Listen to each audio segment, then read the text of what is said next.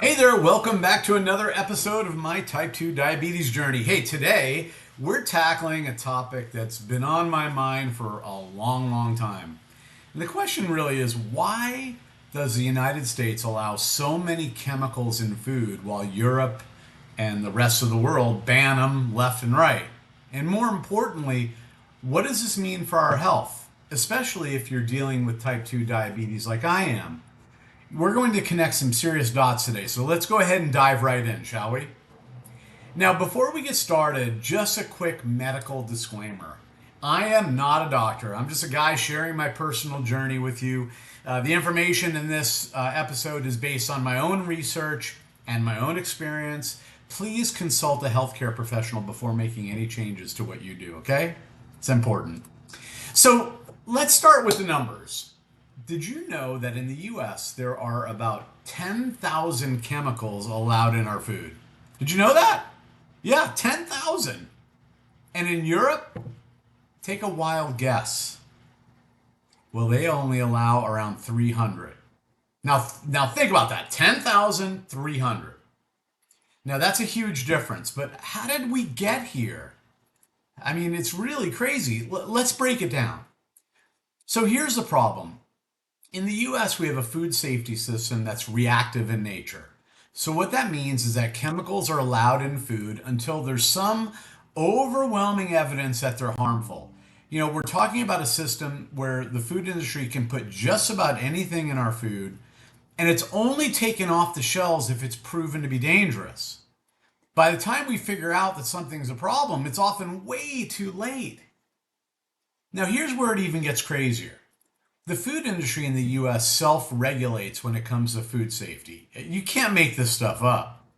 What does that mean? Well, that means that the food company, yeah, the same companies that profit off these chemicals, by the way, a lot of food companies are also own the chemical companies, dirty little secret, and they're the ones who decide whether or not a chemical is safe for us to consume. And you probably thought, well, where's the FDA come in? Well, they don't. And if a company says something is safe, it's green lit. No questions asked. There are no independent, thorough checks to make sure these chemicals are actually safe for long term use. It's ludicrous, really. Now, imagine a classroom where the students decide if their homework is right, and if they say it's correct, the teacher never checks it. That's the situation with our food system, food safety system in the U.S. The companies decide what's safe, and the FDA just goes along with it. That's exactly how we ended up with 10,000 chemicals in our food supply over time, without thorough, independent testing. Now, let's contrast that to Europe. They have something called the precautionary principle. What does that mean? Well, this means that if there's any doubt that a chemical might be harmful, they ban it until it's proven safe. Their approach is about playing it safe, while in the US, we let chemicals in until we're absolutely sure they're bad for us. And unfortunately, by then, the damage may already be done, and most likely is done in mass scale. So imagine buying a used car where the seller says, hey, this car might have a bad engine, but you can drive it until it breaks down and then we'll fix it for you. I mean, it's nuts. Absolutely nuts. In Europe, they wouldn't even let you drive that car off the lot. Europe isn't waiting until people get sick, they prevent it. So, what are these chemicals that we're talking about? Well, let's break down a few that are banned in Europe but still allowed here in the US. First up, let's talk about red 40. Now, that's one of the common food dyes in the US. As a matter of fact, I think the government finally decided to ban this along with other food dyes. Robert F. Kennedy Jr. is heading that up. And you'll find this red 40 in everything from candies to cereals and even drinks. Red 40 is known to cause hyperactivity and behavioral problems in children. You wonder where all the ADHD is coming from? Maybe. I don't know. In Europe, they don't mess around. It's banned in most foods, but here in the US, it's still going strong in your favorite snacks and drinks. Now, keep in mind that you can easily color something with beetroot and get the same red color. You don't need to use these. And also, did you know that these dyes are made from petroleum. Yep. The same stuff that makes the gas in your car, these dyes are made out of. And there's a whole story behind that. Maybe we'll do another episode on that one day, why that came around like it did. Second thing I want to talk about is something called BHA. It's an antioxidant used in processing foods and cosmetics. It's been linked to cancer, hormone disruption, and other serious health issues. In Europe, banned.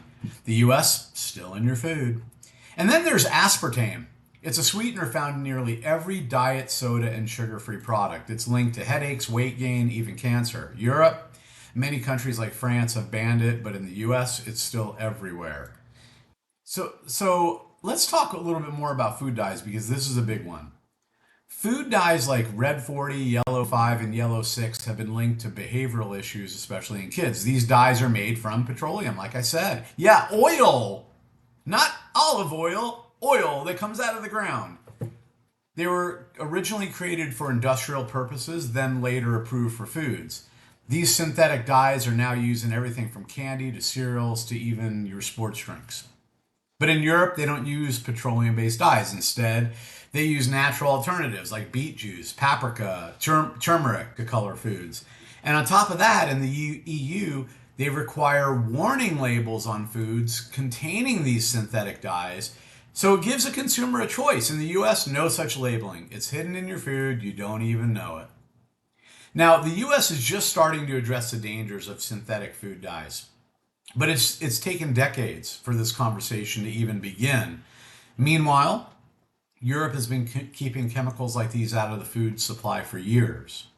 So why are these chemicals so dangerous? Well, many of these chemicals are what they call endocrine disruptors.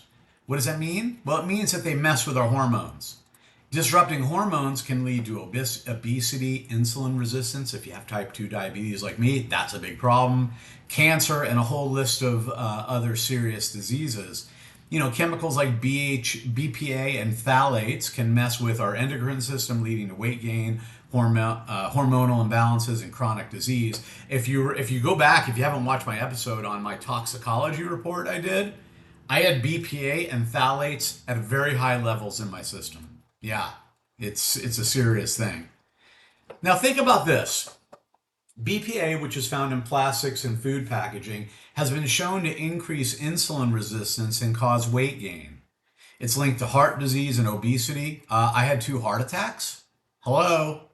Even though BPA is banned in some European countries, the U.S. continues to allow it in food packaging. That's just one of the many chemicals we're exposed to every day. Now let's talk about the numbers for a minute, because the rise in diseases is staggering. I want you to go back and just think 30 years ago, so back to 1995, right? That's right, 1995. Actually, no, 2000. Yeah, 1995, yeah. Over the past 30 years, diseases like type 2 diabetes, obesity, and heart disease have risen at exponential rates in the US. I mean, beyond exponential. And the timing, it's no coincidence because the use of chemicals in foods has skyrocketed over that same period. And so have the health problems. There seems to be a direct correlation between the two. It's too correlated.